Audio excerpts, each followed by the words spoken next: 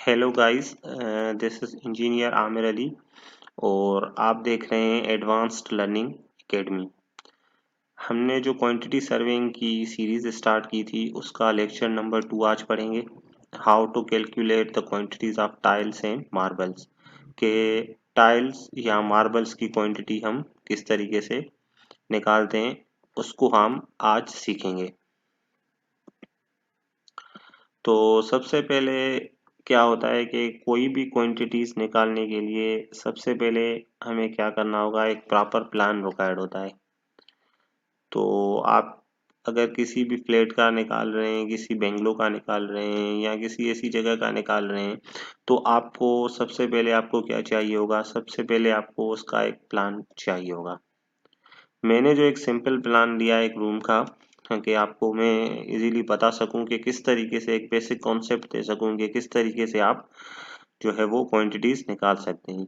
आप इसी मेथड को फॉलो करके आपके पास जितनी भी आप चाहे प्लेट की निकाल सकते हैं, किसी बेंगलो की निकाल सकते हैं या कोई इसी ऐसी चीज़ है उसकी आप इजीली क्वांटिटीज निकाल सकते हैं।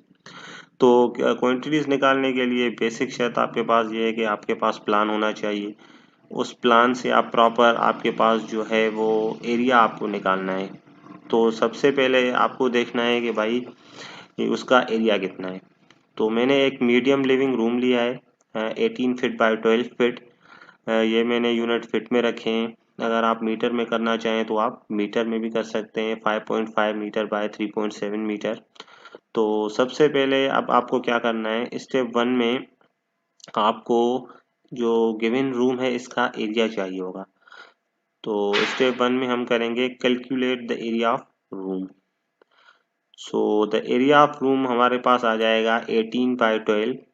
तो ये बन रहा है 216 स्क्वायर फीट, 216 स्क्वायर फीट आ रहा है हमारे पास एरिया।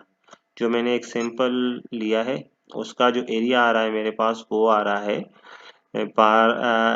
216 square feet. अब सेकंड स्टेप हम क्या करेंगे, सेकंड स्टेप हमें करना है एरिया ऑफ टाइल निकालना है। चाहे आप एरिया ऑफ टाइल निकालें या एरिया ऑफ मार्बल निकालें, उसके लिए आपको जो आपके पास अवेलेबल टाइल है या मार्बल है उसका एरिया आपको पता होना चाहिए। या अगर आपके पास रिक्वायरमेंट है, अगर आपको पता है कि इस साइज का हमें मंगवाना है तो आप इजीली उसको फाइंड कर सकते हैं। सपोज करें कि मैंने जो लिया है यहाँ पे जो टाइल लिए वो 2 बाय 2 के लिए 2 फीट बाय 2 फीट की मैंने एक टाइल ली है और मैंने उसका एरिया कैलकुलेट किया तो वो मेरे पास एरिया आ रहा है 4 square feet. Length and width को जब मैंने मल्टीप्लाई किया तो मेरे पास आ रहा है 4 स्क्वायर फीट। तो एरिया ऑफ टाइल मेरे पास आ रहा है 4 स्क्वायर फीट। अब मुझे क्या चाहिए, अब मुझे चाहिए नंबर ऑफ टाइल्स।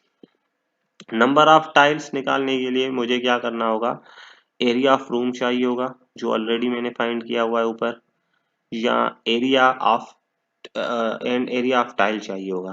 तो एरिया ऑफ रूम मेरे पास है 216 एंड एरिया ऑफ टाइल मेरे पास है 4 स्क्वायर फीट। 216 डिवाइडेड बाय 4 करूंगा तो मेरे पास आ जाएंगी 54।